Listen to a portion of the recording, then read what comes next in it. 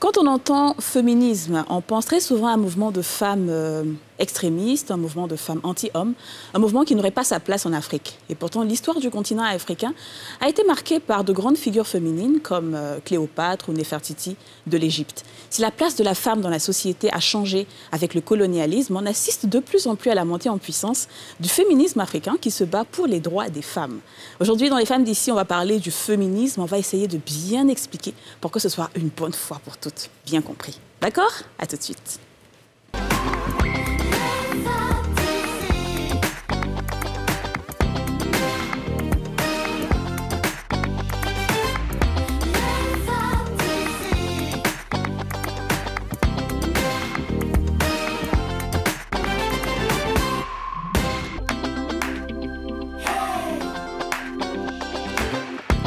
Bonjour, bonjour et bienvenue dans ce tout nouveau numéro des Femmes d'ici, votre rendez-vous 100% féminin et 100% franc-parler. Bonjour, bonjour. Hello, comment ça va? Vous allez bien? Joli jeu de mots, hein. 100% féminin, parle de féminisme. C'est ça, c'est vrai. C'est plus féminin que jamais, on va dire. C'est sûr. Alors effectivement, comme tu l'as dit tout à l'heure en introduction, Kadi, on parle de féminisme, un mot qui a une connotation péjorative, comme le mouvement qui est associé. On a souvent une idée un petit peu... voilà, un peu limitée et réductrice de ce que c'est que le féminisme, encore plus dans le contexte africain. Alors, pour vous, le féminisme en Afrique, c'est quoi? Déjà, je pense que le féminisme a toujours existé en Afrique, parce que même pour accéder à l'indépendance dans nos pays africains, les hommes de cette époque-là ont compris qu'il fallait avoir des femmes pour lutter à leur côté, que c'était une aide précieuse. Donc, les femmes se sont toujours battues aux côtés des hommes et elles ont toujours manifesté, elles ont toujours crié fort ce qu'elles pensaient, leurs idées, etc. Donc, pour moi, ça a toujours existé. Aujourd'hui, avec les réseaux sociaux, ça part un peu dans tous les sens. Je pense qu'il faut qu'on arrive à expliquer pour que les gens comprennent réellement ce que c'est et que chacun puisse... voilà. Moi, je pense que le féminisme en Afrique, c'est vraiment des femmes qui se battent pour que les femmes aient plus la parole, que les femmes parlent un peu plus, qu'elles soient écoutées surtout, parce que tu peux parler puis on ne va pas t'écouter. Donc que les femmes soient écoutées, que les femmes occupent des postes de responsabilité, que les femmes soient traitées au même niveau que les hommes en fait. C'est ce que je pense en Afrique. Moi, je pense que vous avez vraiment tout résumé, hein. Aujourd'hui, on se rend compte que nous sommes dans une société où majoritairement les hommes ont, on va dire, beaucoup plus de facilité que les femmes. Donc il est important que ce soit de manière forte ou de manière douce, qu'on puisse imposer nos idées pour qu'on soit respecté à la hauteur de ce qu'on est, de la valeur qu'on a. Voilà, c'est tout ce que je peux dire. Alors, vos réponses, je pense, sont toutes complètement appropriées par rapport au sujet. De toute façon, je pense qu'il y a une définition qui est la même ailleurs que celle qu'on a ici, enfin, dans le contexte africain. Comment elle s'appelle, cette auteure nigériane qui l'a très bien dit. Vraiment, on se bat pour Chimamanda Ngozi Adichie, qui a défini cela comme tout simplement voilà, la recherche de l'égalité des droits entre femmes et hommes. C'est pas autre chose, c'est-à-dire c'est pas anti-masculin, c'est pas on est contre les hommes, c'est juste on veut plus de droits parce qu'après tout, on est censé être nés égaux. Alors pourquoi est-ce que ça se transforme? Pourquoi est-ce qu'on est lésé au bout d'un moment? Donc voilà, c'est la question est aussi simple que ça. Alors malheureusement, c'est perçu autrement. Malheureusement, il y a beaucoup d'idées reçues sur le mouvement. Et puis on va essayer justement d'en parler avec nos invités tout à l'heure pour mieux comprendre d'où vient cette mauvaise réputation quelque part. Par contre, juste avant cela, je vous propose, comme d'habitude, d'écouter les réponses de certains de nos téléspectateurs à la question qu'on leur a portée sur la place publique. Pour vous, c'est quoi le féminisme exactement? On va écouter. Le féminisme, ce sont des femmes qui font tout pour se libérer des préjugés accordés contre les femmes. Je pense que le féminisme, c'est les femmes qui veulent faire entendre leur voix, qui veulent faire connaître leurs droits et puis qui veulent qu'on les reconnaisse en tant que pareil que les hommes en fait. Donc c'est un peu mon avis et tout ça. Le féminisme, c'est lorsque une femme défend les intérêts des femmes, disons le droit des femmes. Il était assez court ce micro-trottoir. On n'a pas dû avoir beaucoup de candidats. Et je pense que les gens, les gens comprennent plus ou moins. Je pense que les personnes interrogées. En tout cas, les personnes interrogées comprennent. Parce que tout le monde ne comprend pas. Sûr que la majorité. Et je pense que si on avait interrogé plus de personnes là, ça n'allait pas aller. C'est pour ça qu'ils se sont limités à 3 personnes. Absolument.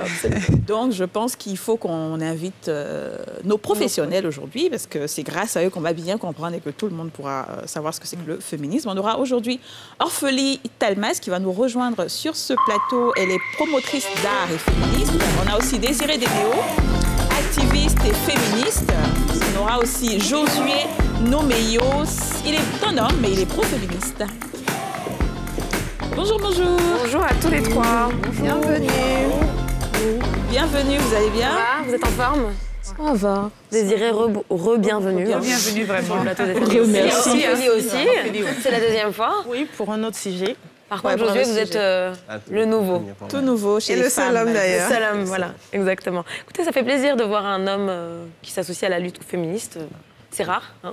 Ouais, quand même. Vous allez nous en parler dans le détail dans quelques instants. Alors, effectivement, contrairement à l'idée répandue selon laquelle le féminisme n'est pas africain, eh bien, l'histoire de l'émancipation et la lutte des femmes pour l'égalité, elle, a commencé dès l'époque précoloniale sur le continent africain. Et la lutte a depuis évolué pour devenir ce qu'elle est aujourd'hui. Vous allez l'entendre dans ce récit de Karine Cassi. Leur combat perpétuel, le patriarcat, un système fondé sur la détention de l'autorité par les hommes. Dans certaines familles, dans certaines cultures, une femme qui est veuve, qui a les compétences pour tenir les rênes de la famille, qui peut prendre en charge la famille, qui peut reprendre en main les affaires de son mari qui est mort, ou peut-être une héritière, les affaires de son papa qui est décédé. On va dire non, c'est son petit frère qui a peut-être 2 ans, qui mérite d'être héritier parce que lui, il est l'homme. C'est le patriarcat qui le dit. Et c'est ce que nous, on attaque. En Côte d'Ivoire, les féministes crient haut et fort leur ras-le-bol dans l'intention de faire respecter leurs droits. Lorsqu'on leur reproche d'en faire trop, la réponse est sans appel. On en fait un peu trop parce que le patriarcat, on a fait beaucoup trop en fait. J'ai répondu une fois à un ami qui m'a dit « Mais votre féministe là fait quoi dans notre chambre, dans notre lit conjugal ?» Je dis « Mais si le sexisme arrive dans le lit conjugal, c'est que le féminisme a sa place aussi dans le lit conjugal. Si on peut violer sa femme, c'est que le féminisme peut faire mettre aussi un mari en prison. » Taxées de femmes au caractère bien trempé, les militantes de ce mouvement exigent l'égalité entre les deux sexes. Selon Émilie, si les hommes regardent leur combat d'un mauvais œil, c'est parce qu'ils craignent de perdre des privilèges acquis au détriment de la gente féminine. Certains hommes que j'appelle souvent les gardiens du patriarcat pensent que si on arrive à l'égalité, les femmes vont prendre le dessus. Ils ont peur que les femmes prennent le dessus, que les femmes s'expriment, parce qu'ils se disent, si la femme est libre, elle va se comporter exactement comme lui, l'homme, il s'est comporté, c'est-à-dire en maltraitant, en la violant, en la méprisant, alors que c'est pas du tout ça. Parmi leurs nombreuses réclamations, un dossier qui touche de nombreuses Ivoiriennes. Aujourd'hui, le plaidoyer qui est sur la table, je pense avec Désiré Dénéo, c'est de détaxer les serviettes périodiques, par exemple, pour qu'elles soient plus accessibles pour toutes les femmes. Parce que toutes les femmes n'ont pas minimum 500 francs pour acheter des serviettes périodiques. Toutes les femmes n'ont pas accès à l'eau, même ne serait-ce que pour laver les serviettes périodiques qui sont réutilisables. Donc, c'est de voir si l'État peut détaxer ces serviettes périodiques ou alors même distribuer de façon gratuite. Le féminisme, souvent assimilé à l'Occident, se développe et se fait mieux connaître grâce au travail de terrain et de communication d'organisations comme la Ligue. Bon, on a écouté une Émilie qui est très remontée, engagée. Alors, il y a beaucoup d'idées reçues sur le féminisme. On dit que ce sont des femmes qui n'aiment pas les hommes, ce sont des femmes frustrées, ce sont des femmes qui ne savent pas ce qu'elles veulent, qui n'écoutent pas ce que leurs parents disent, même tout ça. Alors, est-ce que vous pouvez nous dire une bonne fois pour toutes, qu'est-ce que le féminisme ? Allez-y, hein. Le premier qui peut se lancer. Alors, le féminisme, il y a un féminisme, il y a une définition qui est universelle, qui est que le féminisme est un mouvement qui milite pour l'égalité des droits hommes-femmes. C'est pas seulement même l'égalité des droits, ça peut être au niveau social aussi, ça peut être au niveau politique. Mais tout ce qu'on souhaite, c'est l'égalité hommes-femmes. Voici l'objectif du féminisme.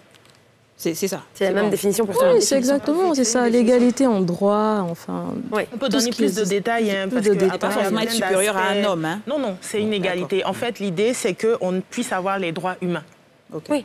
Tout simplement, que les femmes puissent les avoir. Et malheureusement, ça n'a pas été un acquis et c'est toujours pas un acquis. On vient de loin. Alors, au-delà de ces idées reçues sur le mouvement même et sur la définition donc, du féminisme, il y a aussi beaucoup d'idées reçues sur la question du féminisme dans le contexte africain. On estime que c'est un mouvement qui vient d'ailleurs, qui quelque part est importé de l'Occident, mais ce n'est pas la vérité finalement, n'est-ce pas, Désiré ? Nous sommes dans un continent où, par essence, les sociétés primitives étaient matriarcales. C'est dit que le pouvoir, enfin, se trouvait entre les mains des femmes. Mais avec la colonisation, avec l'avènement des nouvelles religions, enfin, des religions dites du livre, la condition de la femme, enfin, va se détériorer. Donc, raison pour laquelle aujourd'hui certains disent que c'est occidental. Pourtant, enfin, en Afrique, on a eu des femmes qui étaient reines, on a eu des femmes amazones comme les Amazones au Bénin. Moi, j'aime bien en fait l'image de la princesse Yenega au Burkina Faso, qui était princesse enfin du royaume Mossi, qui a l'origine même du royaume Mossi en fait, et qui était cavalière, qui était chef en fait de troupes. Donc, on a des exemples comme ça. Sauf que on a pas pour attaquer en fait le genre masculin, mais on a des hommes en fait qui nous attaquent et qui ne connaissent pas leur histoire, qui ont une méconnaissance de leur histoire. Et on a aussi en fait nos livres d'histoire même qui ne retracent pas vraiment la part des femmes dans l'histoire. Les femmes ont toujours été présentes dans nos sociétés et elles ont toujours eu du pouvoir. Mais cela s'est modifié avec l'avènement des religions et de la colonisation. Alors c'est la colonisation du coup qui a créé le passage du matriarcat au patriarcat, à votre avis? En fait, faut faire la nuance en fait entre patriarcat tel que pensé par le courant féministe. Le patriarcat, c'est le pouvoir du père dans la société. C'est même pas le pouvoir du fils, le pouvoir du père en fait, sur tout le reste de la société. Donc le patriarcat va sortir des familles, en fait, comme le dit Constance Yahi dans les traditions prétestes, va sortir des familles, s'inviter dans la vie de tous les jours, s'inviter au travail. On va avoir un homme qui va dire, bon, moi comme je suis l'homme, en fait, le seul homme, enfin les femmes, enfin doivent s'occuper de moi, on est en mission, alors que bon, enfin. Tu es chef chez toi à la maison, mais tu n'es pas chef en fait au travail. Donc c'est vraiment le pouvoir du père, le patriarcat. D'accord. Qu'est-ce qui pousse un homme à s'associer, à s'allier aux féministes africaines? Alors je pense que c'est déjà de comprendre, comme Ophélie l'a dit, qu'il s'agit de droits humains déjà avant tout. En tant qu'être humain, quand tu comprends que on est égaux en fait, tu ne peux que t'aligner quoi. Tout simplement. J'ai compris qu'aujourd'hui, moi, de par ma position d'homme, j'ai certains privilèges, j'ai certains accès auxquels les femmes n'ont pas droit, malheureusement. Et donc, je ne peux pas rester là et me dire, OK, moi, j'en bénéficie, et puis bon, on s'en fout des femmes, quoi. Non. Oh, c'est mignon. Merci. J'aimerais rebondir sur ce qu'il est en train de dire, c'est que c'est dans l'intérêt de tous, hommes et femmes, qu'on arrive à une égalité, parce que les femmes contribuent énormément, je parle pour la Côte d'Ivoire, à notre économie. Donc, si on arrive à cet épanouissement-là des femmes, ce sera encore des bras valides en plus pour tout le monde. Et les femmes pensent famille. Ça, je me permets de parler d'une spécificité qui vient de notre éducation. Donc, ce n'est pas seulement pour nous, finalement, qu'on va avoir des retombées. C'est pour tout le monde, hommes et femmes. Il y a eu des mouvements, il y a très longtemps, on parlait de la colonisation, donc cette marche des femmes qui étaient à Sur-Bassam pour libérer leurs maris emprisonnés injustement. Si? Non? Justement, on associe la marche des femmes de Grand-Bassam à marcheuses pour leurs maris, en remettant en question l'engagement politique de ces femmes-là. Et j'invite en fait les gens à fouiller dans les archives politiques du PDCI RDA ou du RDA à l'époque, même dans les archives en fait, politiques de la Côte d'Ivoire, pour comprendre que c'était le seul mouvement en Afrique francophone coloniale avec une telle envergure. Ces femmes étaient organisées en sous-sections, étaient organisées en sections féminines. Elles n'ont pas que marché pour leur mari parce qu'elles ont aussi, bien avant la marche de Grand-Bassam, manifesté pour que Madeleine Sibo, dont on parle peu quand on évoque les femmes de Grand-Bassam, soit libérée. Elles avaient des stratégies. L'interdiction des produits français, le boycott des produits français à l'époque, c'est l'œuvre en fait, de Anne-Marie Régie, Raji, pardon, c'était pas en fait, elle n'était pas que marcheuse pour leur mari. C'est vraiment quelque chose qu'il faut qu'on restitue dans notre histoire. Alors justement, vous en venez même à ma question en réalité, c'est qu'à l'époque, c'était vraiment très structuré, très organisé. Il y avait cette volonté justement de s'affirmer en tant que femme, mais de nos jours, cela se fait de moins en moins. Aujourd'hui, je sais que vous avez votre association qui lutte justement pour, on va dire, l'émancipation de la femme. Mais pourquoi est-ce qu'aujourd'hui, ça s'est, on va dire, dégradé? Pourquoi est-ce qu'il n'y a plus cette force, cet engouement qu'il y a comparativement à des marches féministes de l'étranger qui vraiment s'imposent actuellement? Est-ce que ça s'est dégradé? Moi, je dirais non. Hein. Parce qu'après la marche des femmes sur Grand Bassam, on a eu d'autres femmes qui ont été présentes dans le paysage politique ou même dans le paysage féminin ivoirien. On peut prendre le cas de Simone Gbagbo, qui était, avant d'être même membre fondatrice du FPI, présidente de la GEC au niveau national. L'exemple de Henriette Dagri-Diabaté, l'exemple de Jeanne Gervais, première femme ministre en Côte d'Ivoire. Il y a eu des femmes qui ont défendu la cause féminine. Sauf que, comme je le disais tout à l'heure, dans la restitution de l'histoire, on a écarté ces femmes-là. Est-ce que c'est fait à dessein? Est-ce que c'est fait de façon volontaire? Moi, je ne sais pas. Mais en tout cas, quand on revient dans la décennie 90, on a des femmes comme Constance Yahi qui ont manifesté à l'époque pour libérer la petite Fanta qui a dû tuer son mari parce que victime de viol conjugal qu'on a marié de force, qui ont manifesté chaque samedi devant la MACA pour qu'on puisse la libérer, qui ont obtenu en fait une loi en faveur des femmes mutilées pour annuler tout ce qui est mutilation génitale. Donc il y a eu des femmes. Sauf qu'après il y a aussi le contexte crise où on était plutôt en fait focus, si je peux m'exprimer ainsi, sur d'autres thématiques. Mais il y a des femmes. Le relais s'est toujours transmis jusqu'à aujourd'hui, nous, la nouvelle génération. Donc, il faut que les gens regardent, en fait, dans leur histoire. Aujourd'hui, est-ce que vous vous sentez soutenue par les femmes elles-mêmes? C'est une vraie question, ça. Oui. Alors, on se sent soutenu par les femmes parce que Désirée et moi, on se connaît très bien. Émilie, qui est passée dans l'élément, on se connaît très bien. On se soutient vraiment. Mais vous êtes toutes féministes. Exactement. Voilà. Et vous êtes toutes... ou plus ou moins engagées dans la lutte. Donc, j'y viens. On reste quand même des femmes. Oui. On est féministes, mais on reste des femmes. Et on se soutient. Donc, on est soutenu par des femmes. Et en dehors de ça, on a des pro-féministes. Donc, des femmes qui sont pro-féministes ou des hommes qui sont pro-féministes, mais on a des femmes qui nous soutiennent. Ou en tout cas, qui ne nous mettent pas des bâtons dans les roues parce qu'elles savent qu'on est dans une démarche d'ensemble. Donc, oui, on est vraiment soutenus par des femmes. Je pense qu'en posant la question, vous voulez arriver au fait que est-ce que parfois des femmes ne sont pas mal à l'aise par rapport à nos revendications? Bien sûr, comme un homme pourrait être mal à l'aise par rapport à notre revendication. Aucune femme n'est tenue de s'approprier ou bien de s'approprier la cause qui nous tient à cœur. Elles sont libres. C'est ça aussi le féminisme. C'est ça le féminisme. Être libre d'avoir un point de vue. Être libre d'être contre le point de vue d'une autre. C'est pas parce qu'on est femme qu'automatiquement on a les mêmes points de vue. Voilà. Est-ce qu'on peut être femme, être féministe, juste un peu? Comme souvent, on entend dire « je suis féministe, mais pas trop ». Mais pas trop. De le dire. Alors, c'est pas à nous de le dire, c'est à elle de se sentir un peu, beaucoup, totalement féministe. C'est à elle de le voir. On ne peut pas se permettre là tout de suite de vous donner une réponse. Alors ça me fait penser à Mme Sira Diop, qui était la présidente de l'Union nationale des femmes des féministes du Mali. Elle a dit « si être féministe, c'est lutter pour les droits des femmes, oui, je suis féministe. Mais le féminisme africain n'a rien à voir avec le féminisme occidental. Nous n'essayons pas d'imiter les Européens ou les Américaines. Nous ne brûlons pas des soutiens-gorge. C'est en brandissant des machettes. Ce n'est pas en brandissant des machettes, que nous allons changer les choses. Nous ne revendiquons même pas l'égalité des droits avec les hommes. Tout ce que nous voulons, c'est plus de droits et un peu de temps libre. » On pourrait dire à Mme Sira Diop qu'elle a, je me permets de le dire, elle a peut-être une définition erronée du féminisme parce que le féminisme, il est universel. On va défendre partout où on se situe sur le globe, en fait, l'égalité en droit entre l'homme et la femme. Mais encore, c'est un peu comme des courants politiques. Le socialisme ou encore, je sais pas, le libéralisme tel qu'il est pratiqué en Europe ne va pas être pratiqué pareil en Afrique. On a nos réalités sociologiques.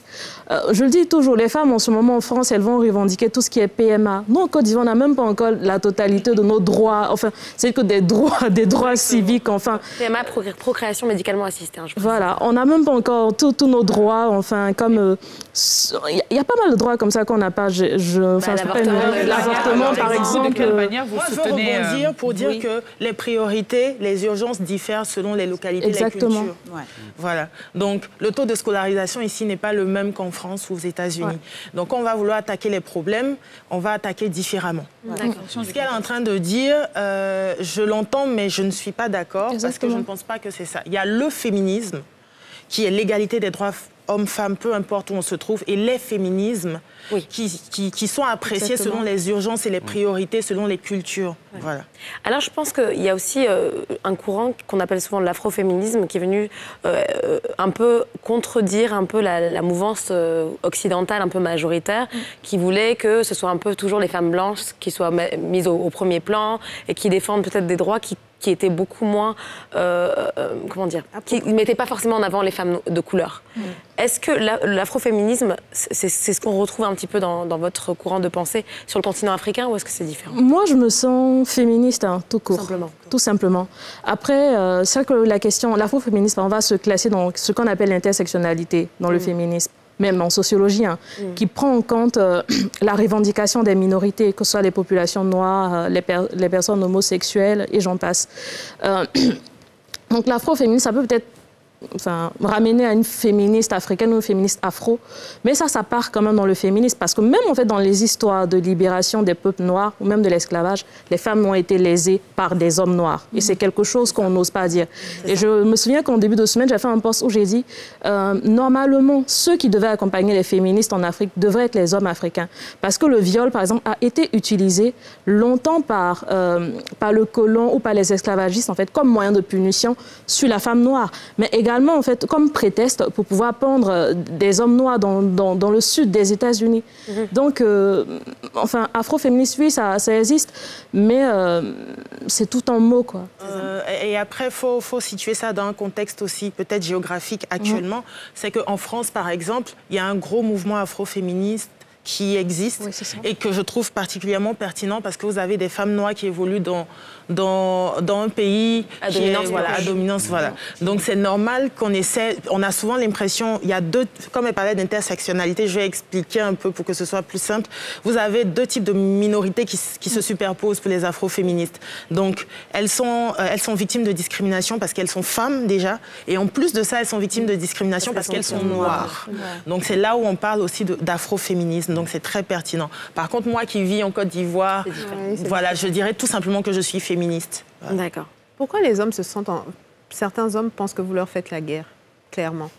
Alors, hier, je regardais la vidéo d'une amie, Myriam Hilary, qui répondait à la question en disant « c'est une coïncidence », en rigolant. Mais plus sérieusement, je lisais un rapport de l'ONU, de la division des droits de l'homme de l'ONU, qui date de 2016, et on s'est rendu compte que il n'y avait pas de cas, les viols qui étaient en tout cas dénoncés, il n'y avait pas de cas d'hommes adultes, d'enfants, de garçons certes, mais qui étaient violés par des hommes. La coïncidence fait que les violeurs, en grande partie, se trouvent être des hommes. Ce n'est pas parce que ces violeurs, on s'adresse aux violeurs, il se trouve que ce sont en majorité des hommes. Donc peut-être que les hommes font l'amalgame en se disant « vous attaquez tous les hommes ». Non, on attaque les violeurs. Mais il se trouve que dans les chiffres qu'on observe, la majorité des violeurs sont des hommes. Aujourd'hui, quels sont les différents blocages que vous rencontrez dans vos actions? Parce que j'imagine que vous êtes non seulement femme, vous êtes féministe. Et ce n'est pas évident parce que la société, on va dire, ivoirienne est dominée par malheureusement les hommes. Est-ce que vous rencontrez des blocages au quotidien dans vos actions? Enfin, tous les trois, on est activistes. Hein. C'est-à-dire qu'on est très présents sur la toile. Il y a un gros harcèlement. Qui est fait aux féministes sur la toile. C'est vrai qu'on ne s'en rend pas compte. Moi, m'a collé aujourd'hui pseudo-féministe, et ça me suit. Bon, j'ai tourné l'expression en dérision. Des messages, parfois, mais des messages violents, des menaces. Moi, je me souviens que j'étais sur un cas de viol, enfin, sur mineur, où j'ai reçu pas mal de menaces comme ça. Et parfois, on a même une banalisation au niveau de la police, quand on va pour porter plainte, ou même quand on va, par exemple, signaler ces faits à la PLC, on dit « Oh, c'est encore elle, en fait, de toutes les manières, elles sont chochottes, elles se plaignent de tout. » Il y a vraiment un gros travail à faire. Et on remarque que parfois, moi j'appelle ça souvent des micro-agressions parce que les gens pensent que c'est pas de l'agression, que de tout nom en dérision, une cause qui vous tient à cœur. Il y a quand même des vies en jeu, quand même. Et j'appelle ça des micro-agressions sur la toile. Ça vient malheureusement souvent des hommes. Ça nous ramène à pourquoi les hommes se sentent attaqués. En principe, un homme ne devrait pas se sentir attaqué s'il ne répond pas aux critères de l'agresseur. En principe. C'est à l'agresseur qu'on s'adresse. Ce n'est pas à l'homme en général. Donc il n'y a aucun problème, il faut éviter cet amalgame. On va juste marquer une petite pause et puis continuer avec nos trois invités tout juste après cette page pub. Vous ne partez pas.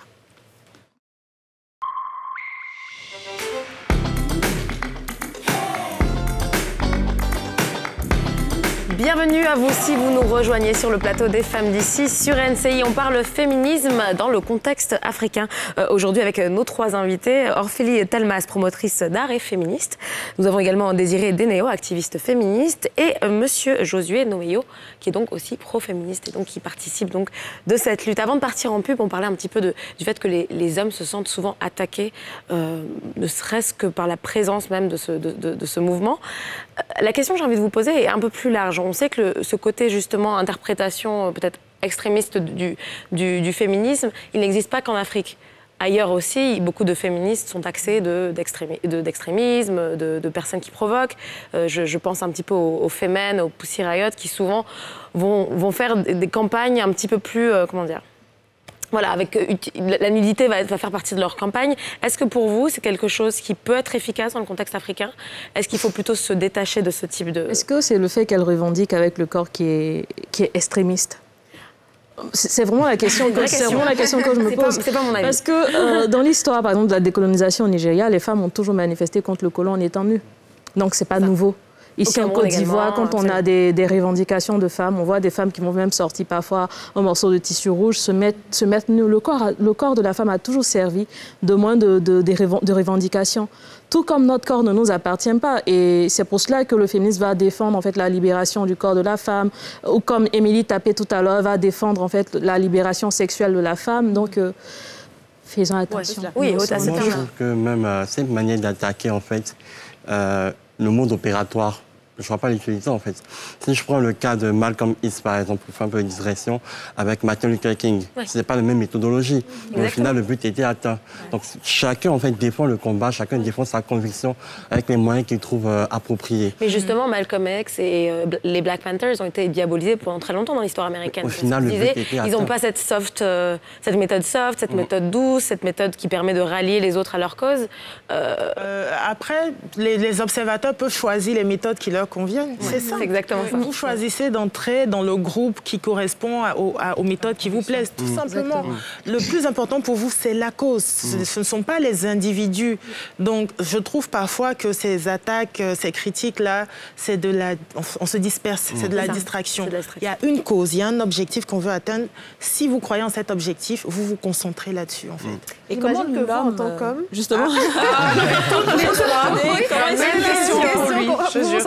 vous êtes beaucoup attaqué par rapport à votre choix d'être féministe? Beaucoup attaqué, non, mais attaqué, oui, je dirais. C'est-à-dire traité de traître, d'hommes qui veulent juste attirer les faveurs sexuelles, qui veulent juste draguer, en fait, mais qui parlent juste pour plaire. C'est un peu ça, quoi.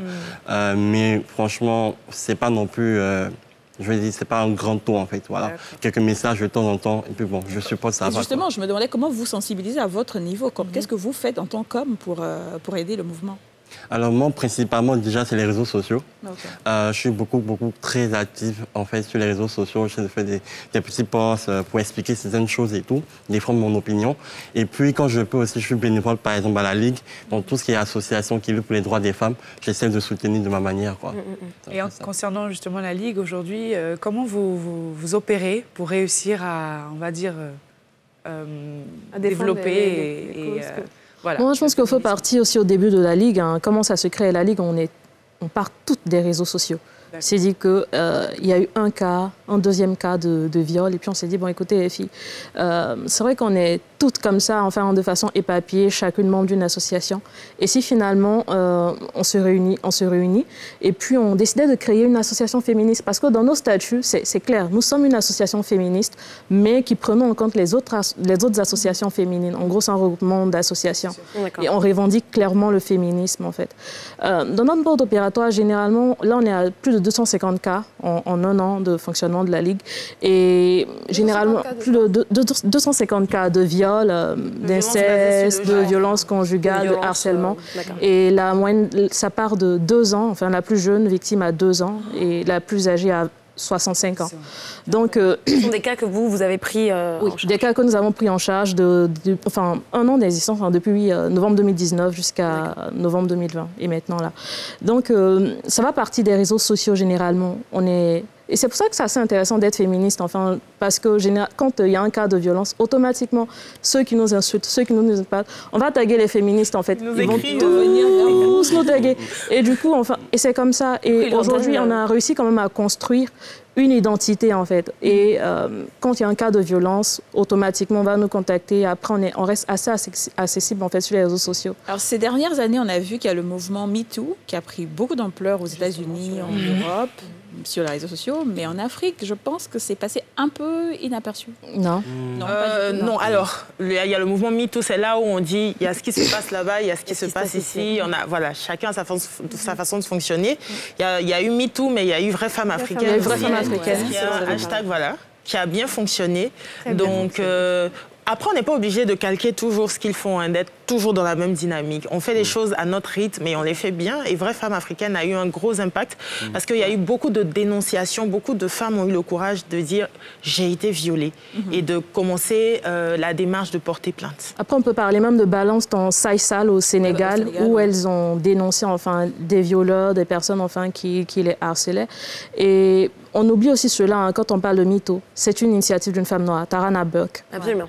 Et généralement, c'est quelque chose qu'on nommait. Et c'est un peu comme ça dans les luttes pour les droits. On nommait toujours on fait exprès, de restituer l'origine aux femmes noires. Mais on invisibilise d'abord la femme et ensuite la femme noire. Absolument.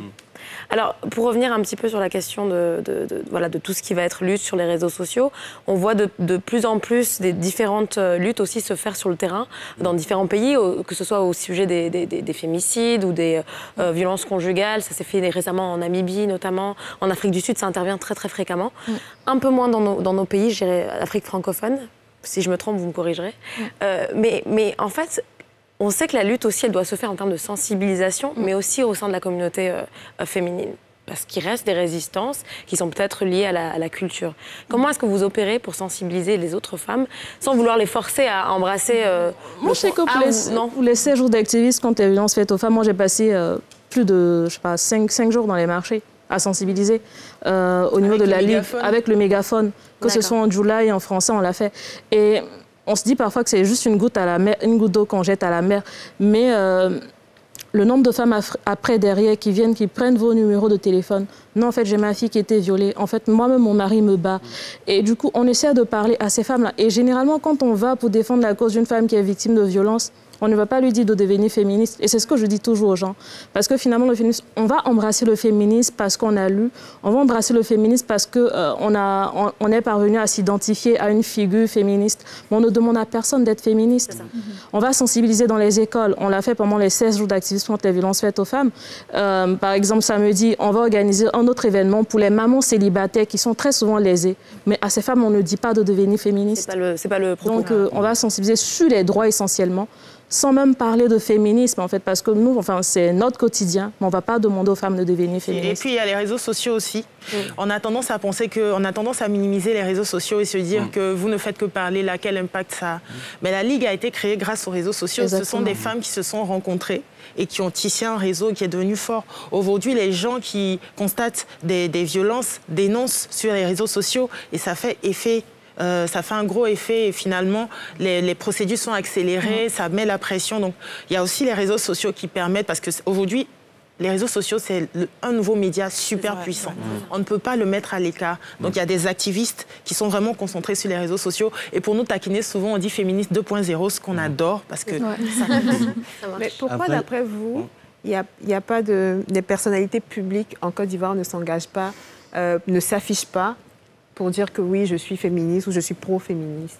Pourquoi c'est toujours dans l'ombre, un peu en sous-marin? Déjà, moi, je pense qu'il y a beaucoup de gens qui sont féministes, mais qui ne le savent peut-être pas. C'est que c'est le thème féministe qu'ils ne connaissent pas, en fait. Moi, dans mon cas, mes parents, par exemple, j'ai été éduquée, mais vraiment, sur le féminisme. Il n'y avait pas de tâches réservées à ma sœur. Mon père épilait le foutou, ma mère était là pour manger, en fait. Mais si je demande à mon père, c'est que le féministe ne sait pas. Vous voyez? Donc, je pense qu'il y a peut-être des personnalités aussi qui, dans l'ombre, travaillent en fait pour les droits des femmes et tout, mais qui en fait ne se revendiquent pas féministes. En peur de jugement. Moi, ça me fait penser par exemple à l'ancien préfet d'Abidjan, qui est aujourd'hui, limite je suis comme sa fille aujourd'hui, qui m'a remarqué sur les réseaux sociaux parce que je faisais des posts en fait qui brisaient le tabou autour de la menstruation. Et c'était les règles expliquées à ma petite sœur avec des images de tampons imbibés de sang, enfin, qui en réalité étaient des œuvres d'art. Enfin, j'ai eu pas mal de signaux sur Facebook pour cela, mais qui m'a dit clairement, enfin, je suis à fond derrière, quoi. Donc, chaque fois qu'on a l'occasion d'intervenir ensemble, en fait, on me dit oui, mais en fait, elle est féministe et c'est vraiment quelque chose, en fait, que je soutiens. Il y a des personnalités comme ça. Mais après, chacun est libre de soutenir ou pas. J'entends Kadi qui est en train de dire, est-ce que c'est pas parce qu'il y a une mauvaise réputation derrière, une mauvaise image? Effectivement, il y a certaines personnes, dès qu'on est à un dîner, on demande, toi, tu es féministe? Moi, non, je ne suis pas féministe, moi. Comme si c'était quelque chose de sale. Pourquoi est-ce que te dégradait comme ça de pouvoir s'imposer? Parce qu'il y a eu une campagne de décrédibilisation aussi qui s'est faite pour comparer les vraies femmes et les mauvaises femmes, pour dire que les féministes sont de mauvaises femmes, pour limiter en fait l'image de la féministe. Et c'est pour ça que nous aussi en face on communique beaucoup pour expliquer que c'est rien d'énorme, quoi. C'est basique, c'est vouloir juste que tu aies les mêmes droits que tous les humains sur la terre, tout simplement. Comme on aurait voulu par exemple pour un homme blanc et pour un homme noir d'avoir les mêmes droits. Voilà, tout simplement. Parfois on est obligé de faire d'ailleurs ce parallèle-là avec le racisme pour que certaines personnes comprennent. On l'a entendu dans le reportage tout à l'heure. Il s'agit de vraiment se battre contre ce système de patriarcat qui oppresse un peu les femmes. Alors, c'est à tous les niveaux finalement, que ce soit dans le travail, au quotidien, au foyer, ça se manifeste également. Vous avez évoqué tout à l'heure les violences conjugales et aussi les violences sexuelles même au sein du foyer. Il y a tellement de niveaux différents sur lesquels il faudrait avancer pour arriver ou tendre vers l'égalité homme-femme. Comment est-ce qu'on fait en tant que féministe pour pas s'éparpiller, pour être efficace et pour pouvoir toucher un petit peu à tout? Je sais que vous traitez souvent beaucoup des violences conjugales parce que c'est peut-être les choses qui concernent vraiment la vie finalement humaine, mais et ces autres niveaux de lutte? Alors, je vais prendre l'exemple de la culture du viol, qui est plus conceptuelle qu'autre chose parfois. C'est-à-dire que quand une femme est violée, on a tendance à lui demander « mais comment tu as fait pour qu'il te viole? Pourquoi tu t'es habillée comme ça? Pourquoi tu étais dans sa chambre? Pourquoi tu es passée dans ce couloir ?» C'est la culture du viol. C'est la banalisation du violeur finalement. On responsabilise la victime. Exactement.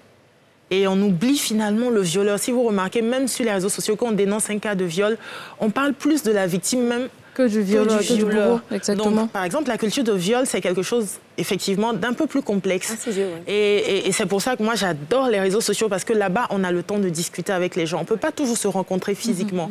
Donc, les réseaux sociaux, c'est vraiment une bonne alternative. Et ce qu'on fait, c'est que parfois, on essaie d'expliquer. On est très pédagogue avec ça maintenant, parce qu'on a compris que parfois, les gens sont braqués. C'est difficile de quitter un système de pensée dans lequel on est né et parfois qui nous privilégie ou nous conforte. Donc, on prend vraiment le temps de faire preuve de patience, d'écoute, pour discuter avec les gens. Il y en a bien sûr qui viennent vous provoquer. Il faut savoir faire la part des choses.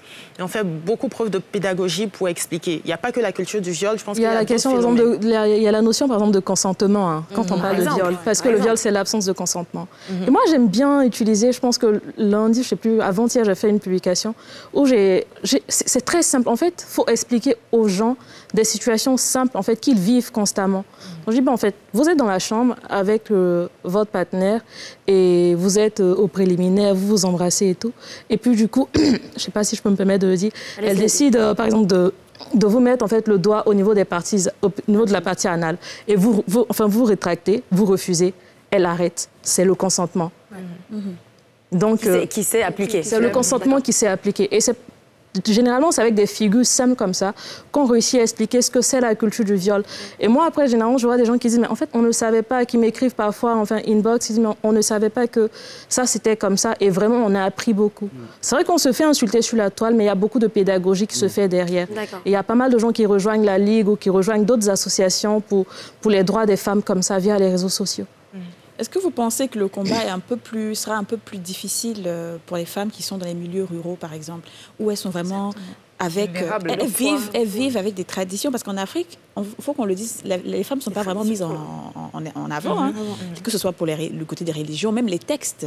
Par exemple, quand on dit, par exemple, dans l'islam, que s'il y a des témoins qui sont là, quand l'homme parle, c'est bon, mais il faut au moins 2 femmes ou 3 femmes pour que ça soit vrai, tu vois. Et puis, elle grandit dans ce genre de choses-là. Pour elle, tu vas venir lui dire quoi? Et puis, elle va penser qu'elle a le même droit que l'homme, en fait.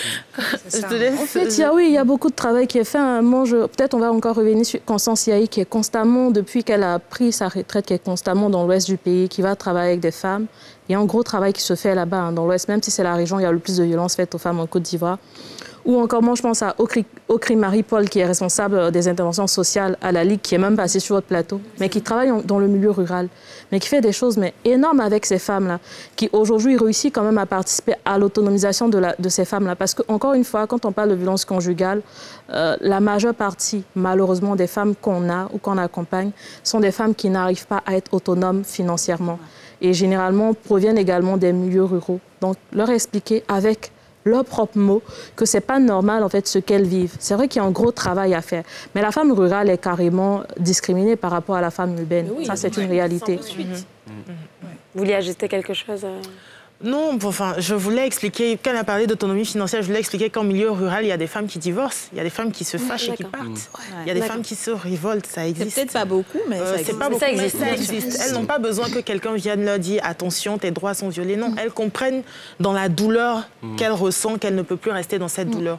Longtemps, on a cultivé cette idée de la femme résiliente, qui supporte tout. C'est à ce moment-là qu'on dit que c'est une vraie femme. Mais on a nos grands-mères, on a des tantes qui sont parties, qui ont pris conscience. Mais pour ça, souvent, il faut être autonome, comme elle l'a dit. C'est pour ça que j'en parle.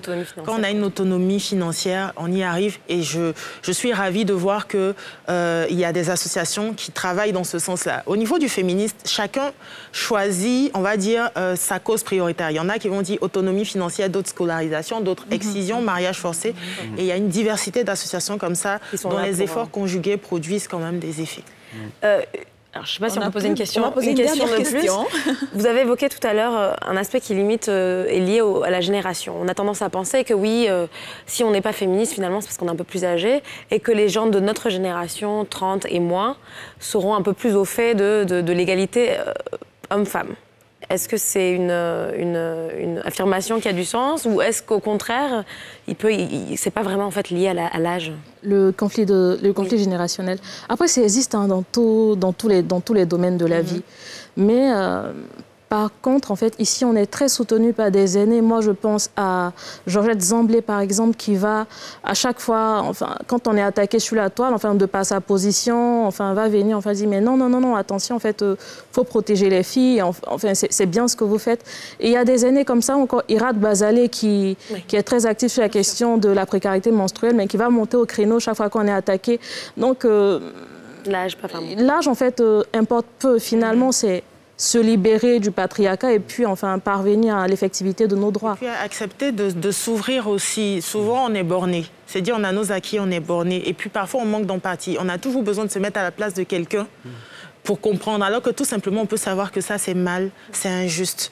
Donc il y a aussi ce détail. Alors juste une dernière petite question, c'est que je sais que les femmes luttent souvent pour les droits des femmes et c'est très bien qu'un homme soit mis en avant. Moi je voulais savoir, est-ce que c'est plus facile qu'un homme se rapproche d'un homme pour pouvoir expliquer le besoin de la femme ou est-ce que, est-ce que la femme si je veux répondre, parce que c'est lui l'homme. Je pense que malheureusement, la voix d'un homme aujourd'hui dans notre société est plus entendue que celle des femmes. C'est-à-dire que quand moi je parle à mes amis ou à des proches qui sont hommes, ils m'écoutent plus facilement que si c'était Ophélie qui leur parlait en fait, malheureusement. Donc moi je pense que c'est peut-être de plus sensibiliser les hommes. Déjà à l'école, par exemple, il y a un truc qui m'énervait, mais on est en classe, par exemple, et puis il y a une fille qui est la première de la classe, l'enseignant qui dit « Ah, mais vous êtes là, les garçons, pourquoi c'est une fille qui est première ?» Ouais, c'est vrai. C'est des choses, en fait, si on ne travaille pas là-dessus, ils vont grandir avec ces consciences-là. Donc si ces jeunes garçons, déjà en classe, savent que si une fille est première, c'est pas un problème, c'est normal, voilà, elle a travaillé, elle est première, en grandissant, ils n'ont pas besoin de soucis, en fait.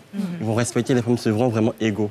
Mais si déjà, même dès le bas âge, on met une différence entre les deux sexes. C'est dès le bas âge, en fait, qu'il faut vraiment travailler. C'est pour ça qu'on dit, quand vous voyez cette image où on dit protégez vos fils, non, protégez vos filles, non, éduquez vos garçons. Je pense que ça tout part de là. Merci en tout cas à tous les trois. Merci à vous, c'était un plaisir. Merci. Ah oui, pardon, c'est à moi de partir en pub. Je me suis un petit peu perdue dans la conversation, c'était tellement intéressant. Merci à tous les trois d'avoir été parmi nous. On vous reverra très bientôt, on espère. Et surtout, vous ne bougez pas, on se retrouve juste après une courte page de pub. À tout de suite.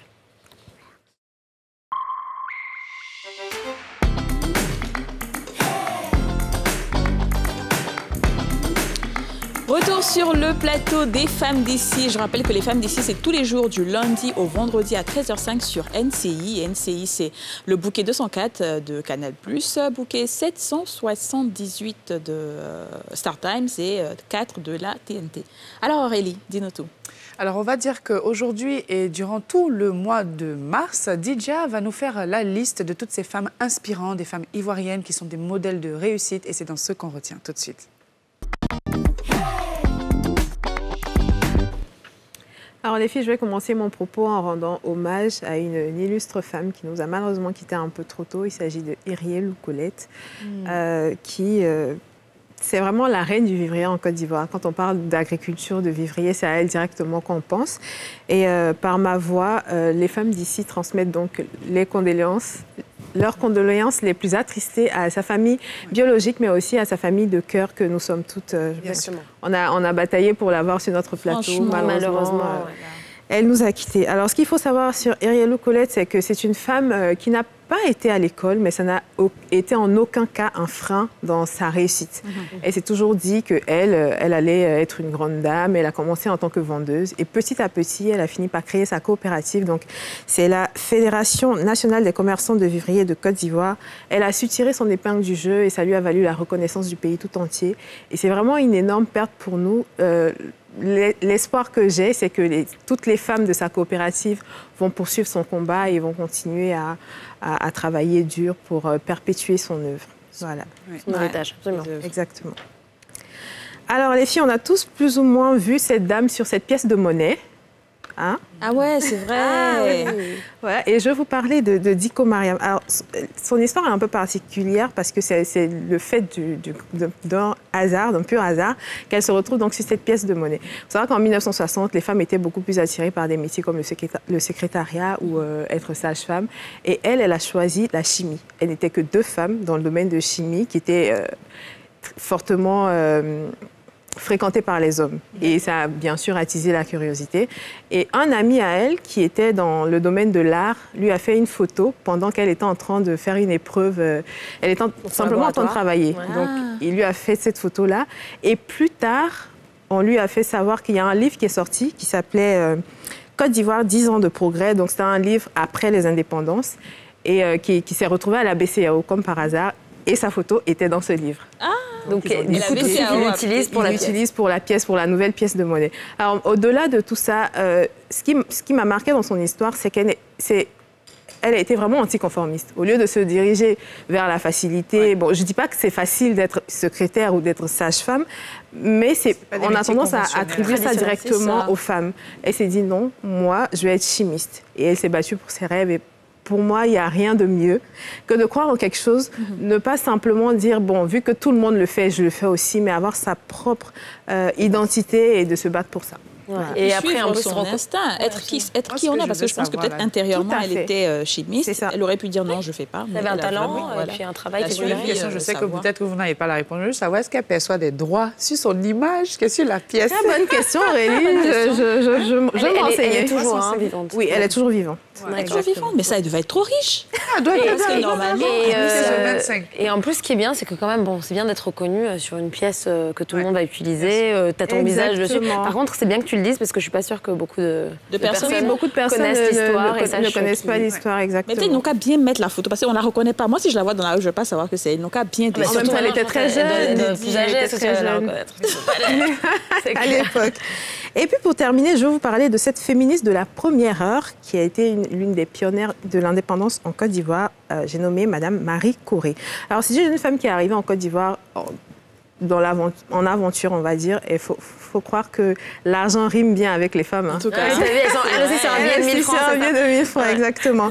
Donc elle arrive et elle rejoint le RDA, qui à l'époque est le parti de Félix Houphouët-Boigny. Ouais. Sauf que le fait de rentrer comme ça en politique lui a valu de l'autre conséquence parce qu'elle a perdu son premier mari a divorcé d'elle.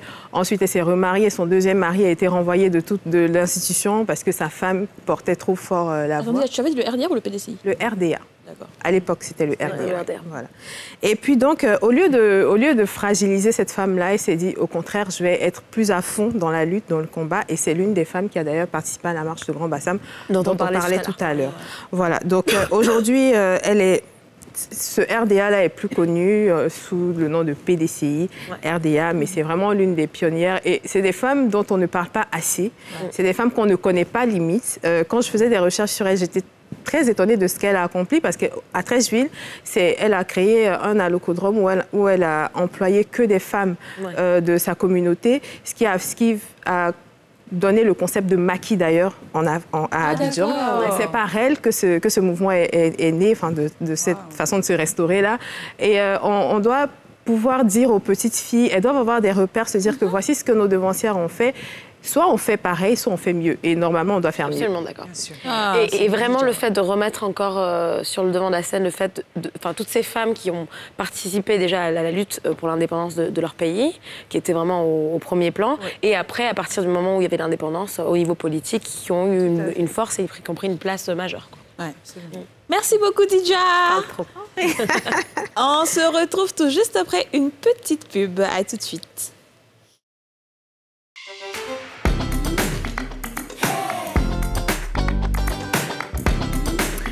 Bienvenue à vous si vous nous rejoignez pour la toute dernière partie de cette édition des Femmes d'ici. Les Femmes d'ici, c'est tous les jours à partir de 13h05 sur la chaîne NCI, mais également sur nos pages Facebook et sur notre compte YouTube. Vous pouvez aussi les regarder en différé et en live. À toi, Aurélie. Et oui, c'est le moment de partager, en tout cas avec vous, nos coups de cœur ou nos coups de gueule sur l'actualité du moment. Et c'est dans le Ça Crush ou Ça Clash.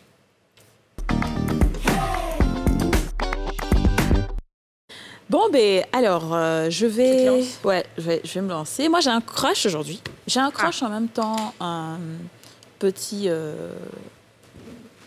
Crush Dis-nous. Tristesse en même temps. D'accord. Parce que mon crush, c'est Ahmed Bakayoko. C'est sa personne. C'est un grand homme que la Côte d'Ivoire a perdu. C'était un ami des artistes, tout le monde le sait. Les gens même l'appelaient le ministre de la Culture, parce qu'il était vraiment avec tous les artistes. Il a beaucoup milité, non seulement pour la Côte d'Ivoire, pour son parti, pour les jeunes. Il a fait tellement de choses pour les jeunes. Moi, je ne le connaissais pas particulièrement, mais on est des artistes, donc il y a toujours eu des événements où il était là et tout ça, tu vois, et on sait ce qu'il a fait. Et vraiment, pour moi, c'est une très grosse perte. Donc, mon crush, c'est surtout pour lui, sa personne, pas pour l'amour. L'amour, là, on fait comme on ne peut pas faire crush ou bien clash. Parce que c'est forcé, on va mourir. Donc, c'est pour cette personne-là qu'on a perdu. Et vraiment... un grand amoureux de la rumba congolaise. Mais il est amoureux de tout ce qui est chaud. Tout ce qui est chaud. Tu vois, il aimait la fête, c'était un bon viveur, tu vois. Et c'est ça qui fait qu'aujourd'hui, il manque à la Côte d'Ivoire. Et il était très proche de la population. On n'a pas l'habitude d'avoir des politiciens qui sont aussi proches de la population. En fait, tu les vois toujours comme des figures très distantes. Voilà, c'est ça. Alors qu'Ahmed Bakayoko, c'est le genre, quand tu es dans un événement avec lui, hey, ça va, on dit quoi? Voilà, tiens ça là. Tu vois, il est comme ça, il est généreux et ça touche. Ce qui est bien, ce qu'il faut surtout retenir, c'est sa combativité, c'est-à-dire il est parti de vraiment rien pour être à la place où il est. Et vraiment, il n'a que le bac, je rappelle. Il n'a que le bac. Il n'a que le bac. Il en est arrivé là où il est. Je pense qu'il faudrait même peut-être un jour faire un film sur son histoire. Ah oui. Ouais. Mais écoutez, je pense que c'est vrai, en fait, mais je pense que j'aurais dû lui dire ça même avant. Crush également. Et puis qu'il repose en paix. Qu'il repose en paix, vraiment. Alors moi, les filles, je quitte un petit peu la Côte d'Ivoire et je vais vous parler de ce qui se passe un petit peu au Kenya en ce moment, mais qui devrait faire écho à tous les pays d'Afrique parce qu'on est tous plus ou moins concernés par tout ce qui se passe là-bas. Alors au Kenya, du fait de la pandémie, il y a un peu eu un effondrement de l'écotourisme et de tout ce qui est tourisme de safari, parce qu'effectivement, on ne peut plus voyager. Et l'impact que ça a, c'est surtout le fait qu'ils ont dû, du coup, au niveau étatique, revendre beaucoup de terres qui appartenaient à des petits propriétaires, à des plus grandes fermes qui sont beaucoup moins soucieuses de tout ce qui va être conservation et surtout de la faune et de la flore.